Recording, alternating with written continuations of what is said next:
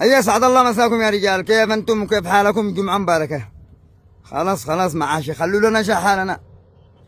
الرزق يهرب منه يلحقك لا عندك، ولهم ملع يتابعك الرزق، يتابعك، ولو انت تتابع الرزق انت حرام انك بأشق الانفس تحس ما تحصل لقمة العيش يوم تتابعه، ويوم تهرب منه ما تزاد لو عندك يجري. هذا انا اليوم جمعة خرق الجبل،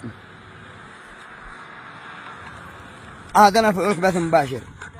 لو شيلان الفخامة اقبله للجبل مو بو شيلان وبيس وكل شيء. حيا بكم جميعا. الدنيا قوة القوة، قوة القوة له الحمد، بس ما الشيلان تخاف على شيلان. شيلان الفخامة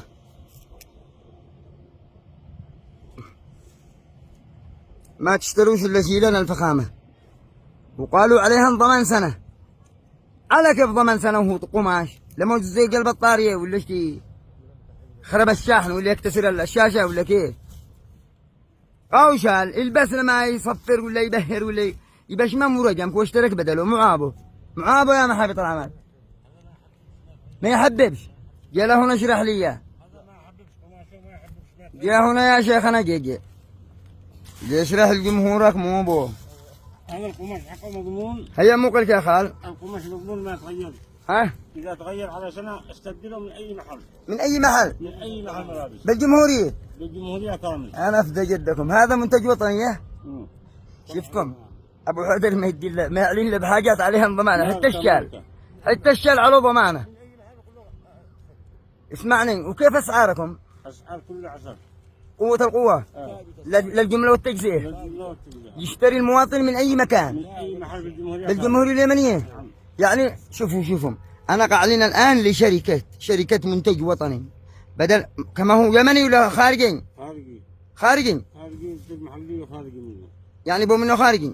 لا وفقك، أنا قلنا منتج يمني. منتج يمني ومنتج يمني منه ومنتج خارجي. يعني يشتروا من جميع أنحاء الملابس، مجموعة الملابس. أي محل ملابس. يعني يقول له شيلان الفخامة. الفخامة نعم. أنت داري وين محلكم؟ صنعاء. نعم. الفرع الرئيسي. المركز الرئيسي صنعاء. أزوركم ما يدفر إلا صنعاء، تمام. إن شاء الله. أزوركم وين هو بشارع؟ بأي شارع؟ باب السلام. باب السلام. نعم. أنا أزوركم ولا يهمك. أما مشينا الفخامة، أما أنا جاء على وقت الدفء أنا بارد. حق البارد.